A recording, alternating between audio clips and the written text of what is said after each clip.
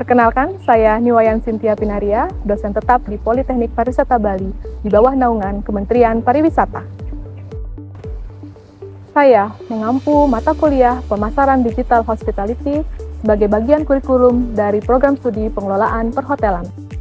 Mata kuliah Pemasaran Digital Hospitality memiliki bobot 2 SKS dan ditempuh oleh mahasiswa semester 6 pada program studi pengelolaan perhotelan. Kemampuan akhir yang diharapkan dari mata kuliah ini adalah mahasiswa mampu menjelaskan konsep dasar dan elemen penting pemasaran digital dalam industri hospitality. Mahasiswa mampu menganalisis target audience dan merancang strategi pemasaran digital yang relevan berdasarkan target audience. Mahasiswa mampu menerapkan teknik pemasaran digital melalui berbagai platform digital. Dan mahasiswa mampu mempresentasikan, mengevaluasi kampanye pemasaran digital terintegrasi untuk bisnis perhotelan dan restoran. Mata kuliah ini membahas transformasi pemasaran dari pendekatan konvensional ke digital dalam konteks industri hospitality. Mahasiswa mempelajari elemen-elemen utama pemasaran digital seperti SEO, website, content marketing, influencer marketing, serta konsep customer journey 5A, segmentasi pasar, dan penyusunan customer persona. Pembelajaran dirancang secara aplikatif melalui praktik penyusunan konten promosi menggunakan Canva, perancangan iklan digital menggunakan Facebook Ads dan Instagram Ads, serta pemanfaatan key opinion leader dan influencer dalam kampanye digital. Evaluasi kampanye dilakukan dengan menganalisis engagement rate. Selain itu, mahasiswa diperkenalkan pada aplikasi Andromo dan mempraktekkan pembuatan aplikasi promosi digital. Sebagai bagian dari mata kuliah berbasis proyek, mahasiswa secara berkelompok mendampingi UMKM atau Micro, Small and Medium Enterprises di sektor hospitality seperti homestay dan restoran untuk merancang, mengimplementasikan, dan mempresentasikan strategi pemasaran digital yang aplikatif dan relevan. Interaksi antara saya dan mahasiswa dilakukan secara sinkron dan asinkron. Sinkron merupakan bentuk tatap muka di kelas atau melalui Zoom meeting, diskusi langsung, dan presentasi. Untuk asinkron dilakukan dengan menggunakan Google Classroom. Saya menerapkan pendekatan student-centered learning, di mana mahasiswa berperan aktif dalam proses pembelajaran. Metode yang digunakan antara lain diskusi interaktif berbasis studi kasus, presentasi kelompok, simulasi digital campaign, dan proyek kolaboratif dengan UMKM.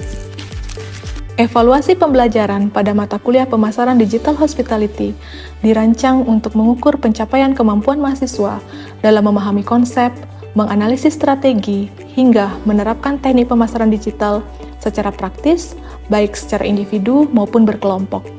Evaluasi dilakukan melalui kombinasi tugas mandiri dan tugas kelompok dengan proporsi dan pendekatan sebagai berikut. Pada pertemuan 1 sampai pertemuan 4, mahasiswa diberikan tugas mandiri untuk menilai pemahaman mereka terhadap dasar-dasar pemasaran digital. Materi meliputi perbedaan pemasaran konvensional dan digital, elemen penting digital marketing, serta pemahaman customer journey 5A. Mulai pertemuan kelima hingga pertemuan ke-15, mahasiswa bekerja dalam kelompok kecil untuk mendampingi UMKM di sektor akomodasi dan restoran. Dalam proyek ini, mereka menyusun customer persona, merancang konten promosi, membuat iklan digital, hingga membuat aplikasi sederhana menggunakan aplikasi Andromo.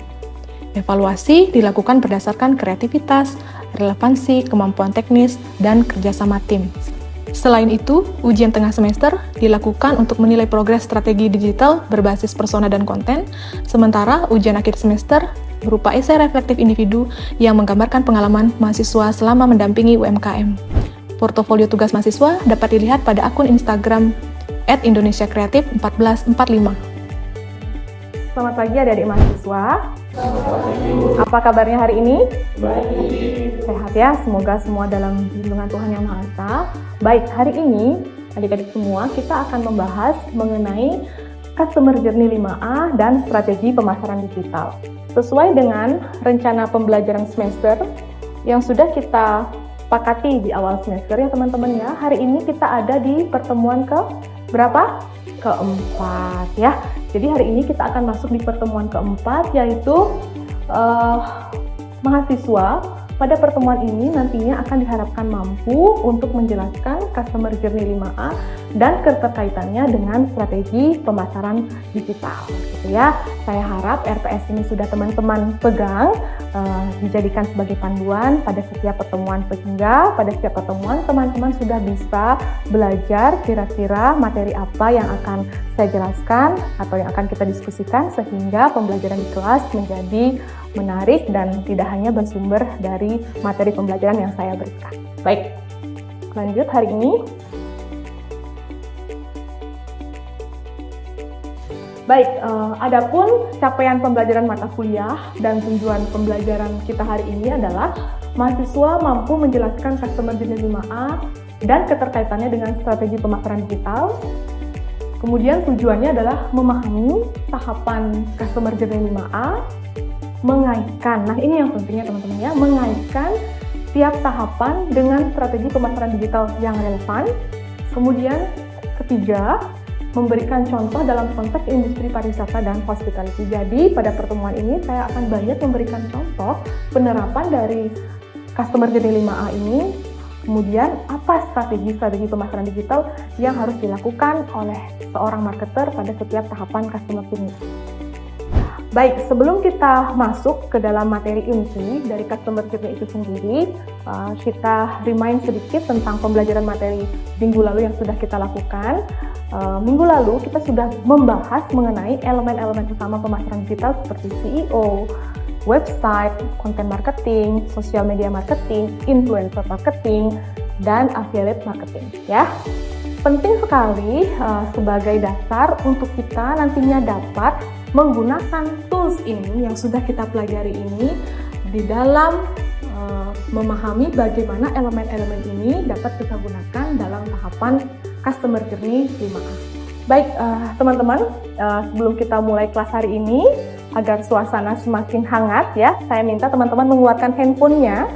Semua membawa handphone kan? Oke, teman-teman bisa men-scan barcode yang ada di depan, kemudian mencoba untuk menjawab pertanyaan saya, yaitu apa saja langkah yang teman-teman lakukan dari awal mengenal sebuah produk hingga pada akhirnya teman-teman nantinya membeli produk tersebut. Oke, mungkin bisa di-scan terlebih dahulu.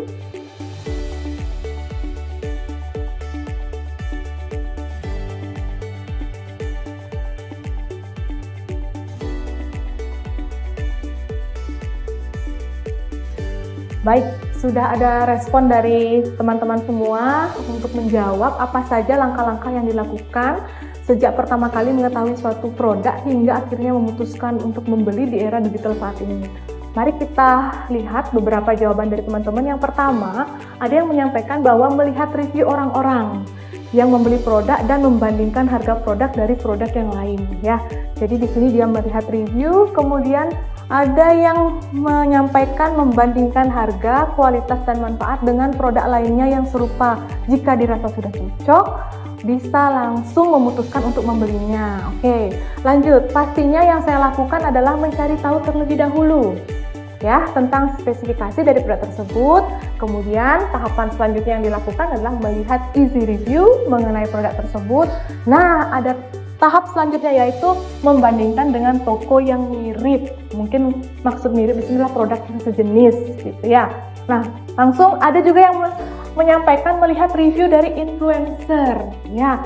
Jadi diperbaiki kata influencernya. Melihat kegunaan, melihat uang di m-banking dan kantong lalu membeli. Nah, ada tahapan-tahapan yang dilakukan oleh customer sebelum membeli. Kemudian ini ada membaca deskripsi produk, warna, ukuran, bahan, melihat ulasan pembeli, komentar, dan rating yang diberikan, kemudian mungkin melanjutkan dengan proses membeli. Ya, teman-teman ya, jadi kan konsumen sebelum mereka memutuskan untuk membeli produk, di era digital seperti saat ini, mereka tidak langsung begitu saja membeli produk, tetapi ada tahapan-tahapan yang dilakukan sebelum mereka membeli sebuah produk. Baik, tadi teman-teman sudah menuliskan tahapan apa saja yang dilakukan sebelum membeli sebuah produk, baik itu barang maupun jasa. Ada yang mau berpendapat secara langsung untuk menceritakan pengalamannya, bagaimana sebelum membeli produk hingga pada akhirnya membeli produk. Silahkan, siapa yang mau berpendapat? Oke, mungkin yang di depan, Tisha bisa memberikan pendapatnya.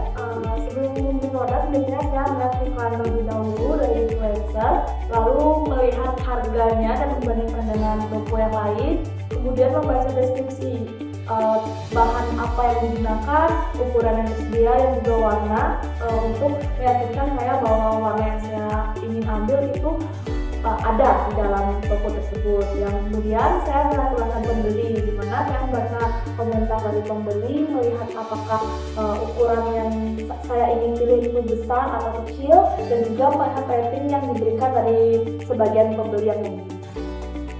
Baik, jika kita menelisik ya teman-teman ya, atau kita melihat secara teori gitu ya, customer journey itu didefinisikan sebagai model ya yang menggambarkan perjalanan konsumen dalam berinteraksi dengan sebuah merek atau sebuah brand atau sebuah produk, mulai dari tahap menyadari keberadaan dari produk tersebut, kemudian setelah menyadari hingga pada akhirnya bersedia untuk merekomendasikan produk tersebut kepada orang lain ya, yang dimana customer journey ini merupakan teori yang dipopulerkan oleh Philip Kotler, Hermawan Kertajaya, dan Setiawan dalam bukunya Marketing 4.0 dengan judul Bergerak dari Tradisional ke Digital. Baik, jika kita bedah ya secara mendalam mengenai 5A itu, kenapa disebut dengan 5A? Karena di sini ada 5 huruf A di awal kata-kata ini ya. Ada aware, ada appeal, kemudian ada act, ada kemudian terakhir ada advocate ya teman-teman ya. Yang dimana touch point-nya di sini adalah aware. Kalau dari perspektif konsumen, dia mengetahui, mulai menyadari ya. Kemudian appeal, mulai tertarik ya. Kemudian act, mulai bahasa teman-teman tuh mulai kepo ya kan, dengan barang atau jasa yang ingin dibeli. Kemudian setelah dia merasa penasaran, dia biasanya akan mulai bertanya-tanya ya, melihat review dan lain sebagainya. Kemudian dia membeli dan pada akhirnya masuk ke dalam tahapan merekomendasikan. Ini yang disebut dengan customer journey ya. Setiap konsumen umumnya melewati tahapan ini sehingga pada akhirnya bersedia untuk membeli dan merekomendasikan produk yang mereka sudah pernah coba. Baik, jika kita kaitkan dengan pemasaran digital atau strategi pemasaran digital, kita bisa tarik ke belakang sedikit teman-teman ya.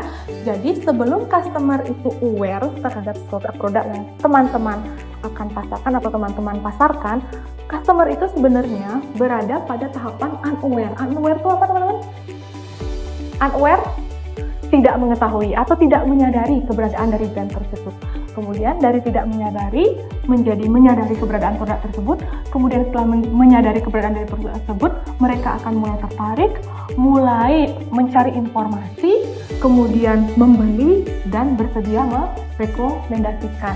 Nah, apa kaitannya dengan materi pemasaran digital yang akan kita pelajari pada hari ini adalah pada setiap tahapan atau milestone ini ada aktivitas-aktivitas pemasaran digital yang harus dilakukan agar apa? Agar customer itu berpindah dari dia unaware menjadi aware, kemudian menjadi appeal, act, dan advocate.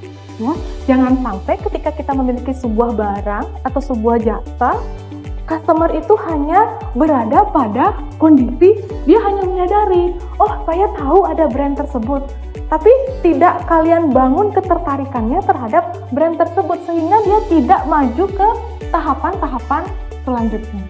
Gitu ya, sehingga aktivitas digital promotion atau pemasaran digital itu sangat penting untuk mendorong customer dari satu milestone atau dari satu tahapan menuju ke tahapan yang lainnya, sehingga tujuannya bersedia membeli dan merekomendasikan. Ya. Baik, kita masuk ke tahapan yang pertama. Apa tadi tahapan yang pertama? Aware. Sebelum aware, kita mundur lagi sedikit. Unaware, ya. Jadi di sini kita akan belajar mengenai bagaimana atau apa yang harus dilakukan oleh seorang pemasar atau digital marketing agar customer yang tadinya masih pada tahap unaware bisa masuk ke dalam tahap aware, ya. Jadi tujuannya di sini bisa kita baca bersama-sama adalah membangun kesadaran brand awareness pada konsumen yang belum mengenal merek dari sebuah perusahaan, ya teman-teman ya. Nah, dalam rangka membangun awareness, pilar kontennya atau konten-konten yang sebaiknya disajikan oleh seorang digital marketing itu adalah konten-konten yang inspirational atau konten-konten yang membangun inspirasi, bisa konten-konten humor atau entertainment, bisa konten-konten education atau bisa konten-konten yang sedang trending, ya. Bisa dibayangkan kalau kalian tidak tahu produknya tetapi dikasih diskon bahkan gratis, mau nggak nyoba? Mau? Misalkan kalian tidak tahu brandnya, kalian disuruh nyoba, mau nggak? Biasanya kan nggak mau. Makanya tahapan awal yang harus dilakukan adalah membangun edukasi atau membangun konten-konten yang berkaitan dengan konten-konten itu teman-teman ya. Lanjut. Nggak mau ini. Oke. Nah, ini seperti yang kita ketahui bersama, ini adalah salah satu sosial media yang dimiliki oleh Potato Head Bali, ya. Ini merupakan salah satu contoh konten yang bersifat educational, ya. Yang dimana pada konten ini dia tidak menjual kamarnya teman-teman, bener nggak? Dia tidak memberikan diskon, dia tidak menunjukkan kamarnya. Tetapi kenapa sekarang banyak hotel yang menceritakan atau membuat konten-konten, misalkan konten-konten yang educational, tujuannya adalah untuk membangun awareness dari keberadaan hotel itu sendiri. It's clear that the problem is global. No matter who we are or where we come from, it affects us all. We set out to make a difference, own our part, and made progress along the way. But soon we show that the impact we can have alone is limited. That's when we realize true change requires community. It's the people around us, our neighbors, and our families that give us the power to make a difference. Together we are not just finding a solution, we are helping to build a better way forward. Community isn't bound by an area code. Community can be global. And community is where we choose to start. Baik, video yang disampaikan oleh Potato Head melalui media sosial Instagram ini tidak semata-mata video yang mempromosikan kamar atau villa yang dijual oleh Potato Head Bali ya. Tetapi Potato Head pada konten ini ingin menceritakan bagaimana kepedulian dari Potato Head tersebut terhadap lingkungan ya. Seperti yang sudah kita bahas tadi, pilar konten itu dalam membangun awareness salah satu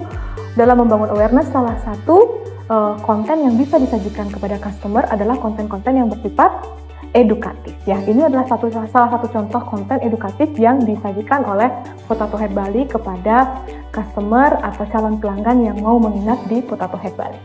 Jadi tadi kalau di pilar konten-konten Potato Head itu adalah konten-konten yang bersifat educational ya. Jadi selain konten-konten educational, konten-konten yang trending atau lagi hype juga bisa disajikan dalam rangka membangun awareness.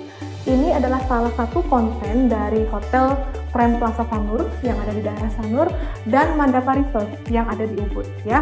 Jadi konten-konten Prime Plaza Hotel Sanur ini dalam membangun brand awareness, dia tidak hanya menyajikan konten tentang kamarnya, restoran yang dimiliki atau meeting room, karena Prime Plaza Hotel Sanur ini sangat terkenal dengan MICE-nya, tetapi dia juga menyajikan konten mengenai best things to do in Sanur gitu ya. Jadi customer bisa melihat hal yang menarik, apa sih yang ada di daerah Sanur, sehingga Prime Plaza Sanur ini ingin mengajak customer ketika kamu bermain di Sanur, kamu bisa mendapatkan berbagai atraksi yang bisa dilihat, yang dimana nantinya ketika kamu berkunjung ke Sanur, kamu bisa menginap di Prime Plaza Hotel Sanur. Ya, hal yang sedikit berbeda dilakukan oleh Mandapa Reserve. Ya, kalau Mandapa Reserve, konten yang disajikan ini adalah konten yang lagi hype di waktu itu. Jadi dia kalau misalkan ada event di Bali terkenal dengan event-event besar ya, ada Nyepi, ada Galungan. Jadi konten-kontennya juga menjadikan konten-konten yang sedang trending. Ini salah satunya adalah konten tentang ogok-ogok yang ada di Bali, dia sajikan dalam rangka menyambut Hari Raya Nyepi. Baik, tahapan yang terakhir adalah dari from ad to advocate ya, yang dimana tujuannya dari aktivitas ini adalah bagaimana agar mendorong pelanggan yang telah membeli agar mau merekomendasikan produk atau layanan kepada orang lain secara sukarela. Baik, untuk evaluasi pembelajaran hari ini, untuk mengetahui seberapa jauh pemahaman mahasiswa terhadap materi yang sudah saya sampaikan tadi, hari ini kita ada quiz ya. Teman-teman mohon dibantu untuk scan barcode agar bisa menjawab quiz yang sudah saya share.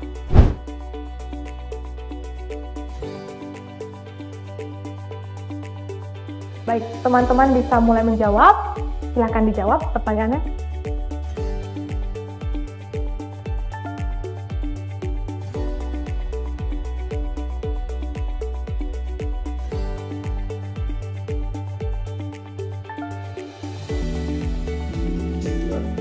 Baik, teman-teman. Gimana tadi jawab soalnya? Gampang atau susah? Gampang. Berarti kalau gampang, teman-teman memperhatikan apa yang saya jelaskan. Baik, di slide ini, sebelum kita mengakhiri pertemuan hari ini, kita berikan sedikit ringkasan apa yang sudah kita pelajari, bahwa yang tadi kita pelajari adalah tahapannya, kemudian tujuannya, dan yang paling penting adalah strategi digital. Ya, jadi yang pertama di dalam rangka membangun awareness di sini, tujuannya sekali lagi adalah membangun kesadaran merek.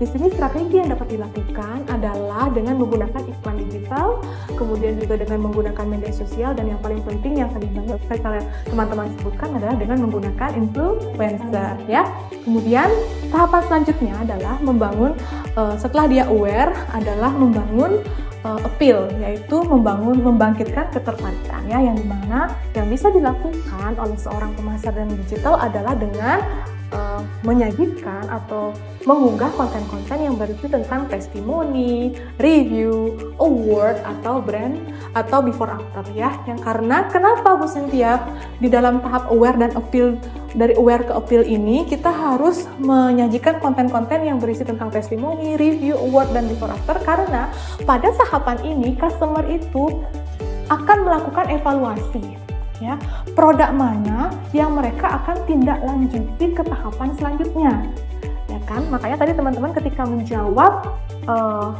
pertanyaan saya di awal, bahkan ada yang menyampaikan membandingkan, ya kan, harga atau kualitas produk dari produk yang satu dengan produk yang lainnya. Makanya setelah dia aware terhadap produk kalian harus menyajikan konten-konten yang menunjukkan keunggulan kompetitif dari produk yang kalian miliki, baik itu dari sisi kualitas maupun dari sisi harga ya, dan keunggulan-keunggulan kompetitif yang lain ya.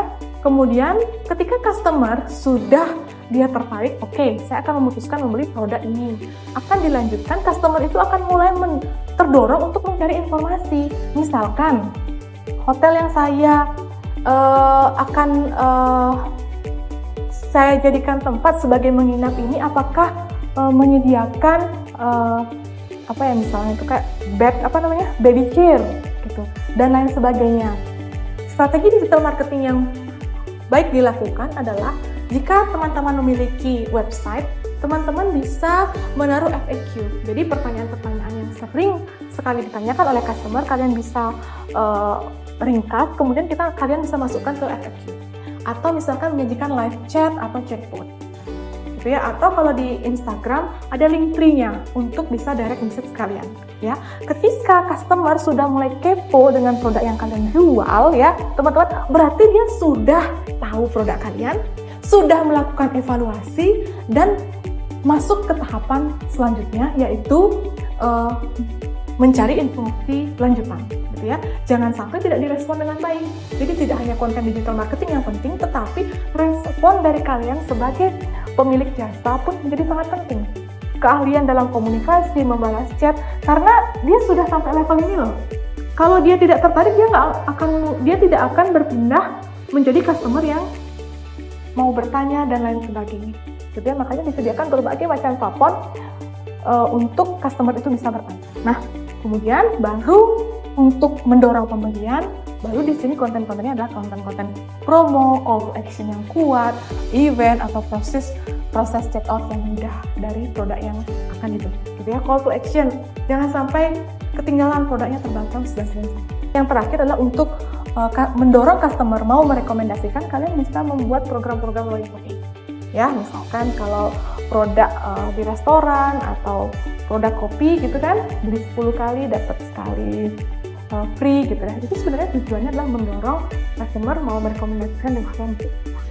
Baik teman-teman, untuk pengayaan materi hari ini ada tugas individu yang teman-teman harus kerjakan di rumah dan dikumpulkan sebelum pertemuan minggu depan, yang dimana di sini saya meminta teman-teman untuk menceritakan pengalaman pribadi sebagai konsumen digital ketika membeli suatu produk atau layanan. Misalnya teman-teman mau menginap di hotel atau rencana untuk makan di sebuah restoran, buatlah analisis customer journey menggunakan pendekatan 5A seperti yang sudah saya jelaskan tadi. Kemudian tambahkan pendapat Anda tentang bagaimana strategi pemasaran digital dari brand tersebut membantu atau menghambat proses pembelian teman-teman.